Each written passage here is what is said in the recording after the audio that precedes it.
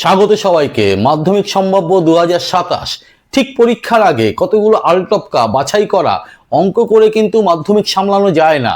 প্রয়োজন অধ্যায় ভিত্তিক ইম্পর্টেন্ট অঙ্কগুলো অনেক আগের থেকে যখন তোমরা প্র্যাকটিস করবে তখনই কনসেন্ট্রেট করা।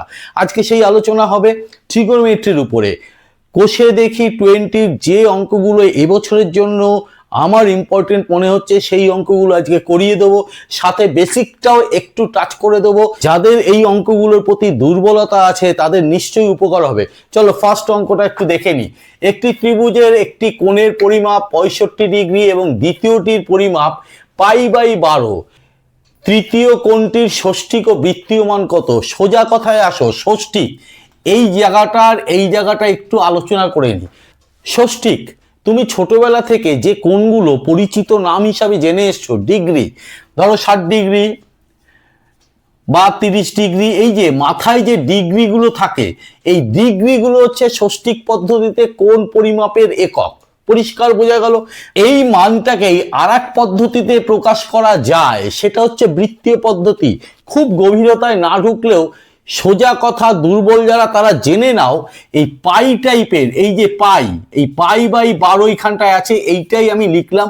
এই পাই দিয়ে যেগুলো আছে সেই পাই এর সাথে একটা একক থাকবে রেডিয়ান। আমি আগে দিইনি, এখন দিয়ে নিলাম। রেডিয়ান কথাটা থাকবে। রেডিয়ান বাংলা ভাষা দিয়ে বানান করে থাকতে পারে অথবা সি দিয়ে থাকতে পারে। এই টাইপের যে কোণ পরিমাপ সেইগুলো হচ্ছে বৃত্তীয় পদ্ধতি। বোঝা গেল? এখান থেকে একটা জিনিস ভালো করে বুঝে নাও, যে জিনিসটা তোমাদের জানতে হবে, 180 ডিগ্রি সমান সমান পাই রেডিয়ান। ক্লিয়ার? এই সম্পর্কটা তোমার মাথায় রাখতে হবে। প্রসঙ্গত বলে রাখি, এই পাই আর পরিমিতির পাই মানে 22/7, এই দুটো কিন্তু গোলাবে না, এদের মধ্যে নিশ্চয়ই সম্পর্ক আছে। কিন্তু আমাদের ট্রিগোনোমেট্রি অঙ্ক করতে গেলে এই ডিগ্রি আর রেডিয়ানের মধ্যে সম্পর্কটা 180 ডিগ্রি পাই রেডিয়ান, এইটা আমার সমান মনে রাখতেই হবে। চলো তাহলে অঙ্কটা কি আছে। একটি ত্রিভুজের একটা কোণ, যে কোনো একটি কোণের পরিমাপ 65 ডিগ্রি হলো, আর একটা কোণের পরিমাপ হচ্ছে π/12। বলেছে তৃতীয় কোণটার কি বলেছে? ষষ্ঠিক ও বৃত্তীয় মান, অর্থাৎ এরকম ডিগ্রিতে প্রকাশ করতে হবে আর এরকম π/something এরকম একটা কিছুতে প্রকাশ করতে হবে। আচ্ছা, এই ত্রিভুজের দুটো কোণ তো আমার জানা আছে, একটা 65 ডিগ্রি আর একটা π/12। তাহলে একটু লিখে নি, একটি কোণ 65 ডিগ্রি, অপর কোণ π/12 রেডিয়ান। এইখান থেকেই আমরা তো বলেছি পাই মানে কত? 180 ডিগ্রি। তাহলে এই পায়ের জায়গায় আমি 180 ডিগ্রি বসিয়ে দিলাম, /12। কাটাকাটি করো, 12কে 12, 5 × 60, 15 ডিগ্রি। তার মানে বেরিয়ে গেল কত? 15। দ্বিতীয় কোণটা কত বেরোলো? দ্বিতীয় কোণটা বেরোলো 15 ডিগ্রি। তাহলে দুটো কোণ জানলাম। একটা ত্রিভুজের তিনটে কোণের সমষ্টি কত? 180 ডিগ্রি। তাহলে তার মধ্যে দুটো কোণ আমার জানা আছে, 65 আর 15। তাহলে তৃতীয় কোণ কত? নিশ্চয়ই এই দুটো যোগ করে টোটাল তিনটে মিলে যে 180 ডিগ্রি হচ্ছে, তার থেকে এই দুটো কোণের যোগফল যদি আমি বাদ দিয়ে দিই তাহলে তৃতীয় কোণ বেরোবে। তাহলে তৃতীয় কোণ সমান 180 ডিগ্রি তো আছেই, তিনটে কোণের যোগফল, তার থেকে আমি বাদ দিচ্ছি 65 একটা কোণ, আর একটা হচ্ছে 15 যোগ 15 ডিগ্রি। তার মানে 180 থেকে বিয়োগ হচ্ছে কত? 80 ডিগ্রি, অর্থাৎ 100 ডিগ্রি। হয়ে গেল পরিষ্কার? এই যে 100 ডিগ্রি, এটাই তো এই উত্তরটা, তাই না? ষষ্ঠিক মানে প্রথমেই বলেছিলাম ডিগ্রিতে বের করতে হবে, তাহলে একটা উত্তর বেরিয়ে গেল।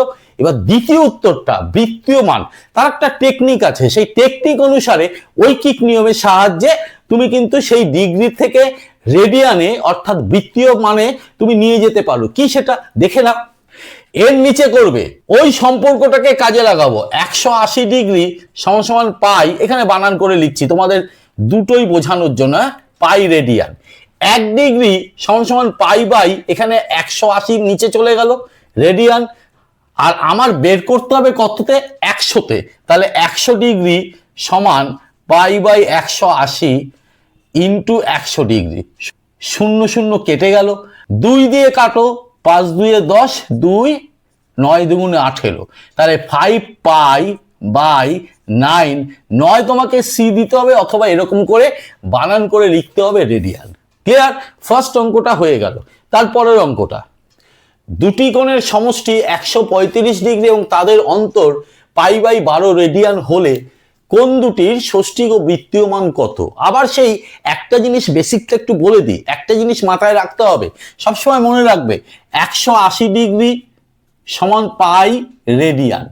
ক্লিয়ার? এই জায়গাটাকে মাথায় রাখতেই হবে, এটাই কাজে লাগিয়ে শেষ পর্যন্ত আমাকে অঙ্কটা সলভ করতে হবে। আগে কি বলেছে? দুটি কোণের সমষ্টি 135 ডিগ্রি এবং তাদের অন্তর π/12 রেডিয়ান। এবার এই ষষ্ঠিক অর্থাৎ এই যে ডিগ্রিতে যেটা আছে এটা হচ্ছে ষষ্ঠিক পদ্ধতিতে কোণের পরিমাপ, আর এইটা বৃত্তীয় পদ্ধতিতে কোণের পরিমাপ। দুটো নিশ্চয়ই এক জায়গায় করে আমি কোনো ক্যালকুলেশন করতে পারবো না, যে কোনোটাকে আর একটায় ট্রান্সফার করতে হবে। সবসময় সুবিধা হয় এই রেডিয়ানকে π/12 যেটা আছে এই রেডিয়ানকে আমার ডিগ্রিতে নিয়ে যাওয়া। কিভাবে নিতে হয়? পাই মানে কত? 180 ডিগ্রি, পায়ের জায়গায় তুমি 180 বসিয়ে দাও, 12 ডিগ্রি হয়ে গেল। 12কে 12, 5 12 60, অর্থাৎ 15 ডিগ্রি হয়ে গেল। এটাকে ট্রান্সফার করে নিলাম, ডিগ্রিতে নিলাম। এইবার কি বলেছে? দুটি কোণের সমষ্টি, তাহলে প্রথম কোণ যোগ দ্বিতীয় কোণ সমান কত? 135 ডিগ্রি। ক্লিয়ার? তাহলে সমষ্টি 135, সেটা লিখে ফেললাম। অন্তর সেই দুটি কোণের অন্তর মানে কি? অন্তর মানে হচ্ছে বিয়োগফল। তাহলে একইভাবে লিখব প্রথম কোণ বিয়োগ দ্বিতীয় কোণ সমান কত বের করেছি আমি? 15 ডিগ্রি। তাহলে 15 ডিগ্রি।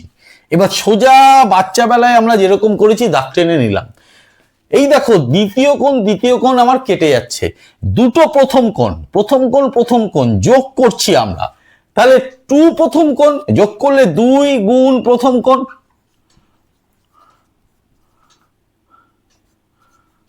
সমান 5 5 10, 3 একে 4 5 1, 150 ডিগ্রি।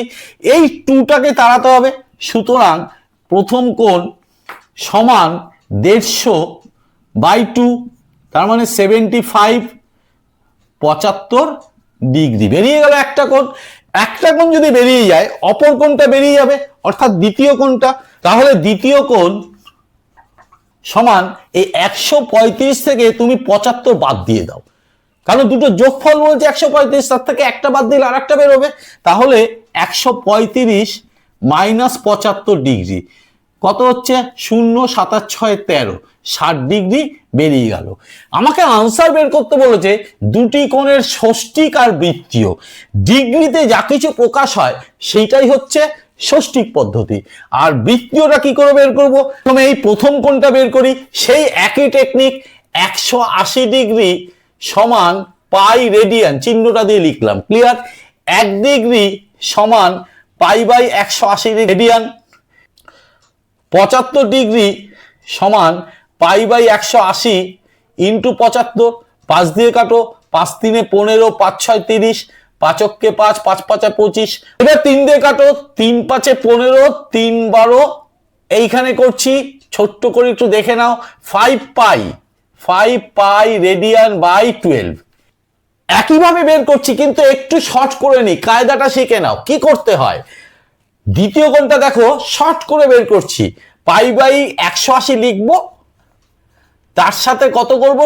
যে কোণটা বের করতে চাই ইন্টু করে দেবো। তাই তো এসছে এই জায়গাটায়, দেখো এই জায়গাটায় তাই এসছে। তাহলে 0 0 6 1 3, তার মানে আমার π/3 রেডিয়ান। তাহলে দুটো কোণ আমার বেরিয়ে গেল, একটু তলায় তলায় করে নেবে তাহলে তোমাদের বুঝতে সুবিধা হবে। ষষ্ঠিক মানও বেরিয়ে গেল আমার, দুটো কোণের বৃত্তীয় মানও বেরিয়ে গেল। চলো নেক্সট অঙ্ক। একটি বৃত্তের ব্যাসার্ধের দৈর্ঘ্য 28 সেন্টিমিটার। ধরে নাও এটা একটা বৃত্ত আছে, হাতেই আঁকছে, একটু এলোমেলো হয়ে যেতে পারে। এই বৃত্তটার ব্যাসার্ধ হচ্ছে 28। পরিষ্কার? বলেছে এই বৃত্তে 5.5 সেন্টিমিটার দৈর্ঘ্যের বৃত্তচাপ দ্বারা, ধরো এইখান থেকে এইটুকুনি হচ্ছে 5.5 বৃত্তচাপ, এইখান থেকে এইটুকুনি সাপোজ ধরে নিলাম। এই যে বৃত্তচাপ দ্বারা ধৃত কেন্দ্রীয় কোণটির, এই যে কেন্দ্রীয় কোণটা হচ্ছে, এই কোণটার বৃত্তীয় মান রেডিয়ানে নিয়ে যেতে হবে।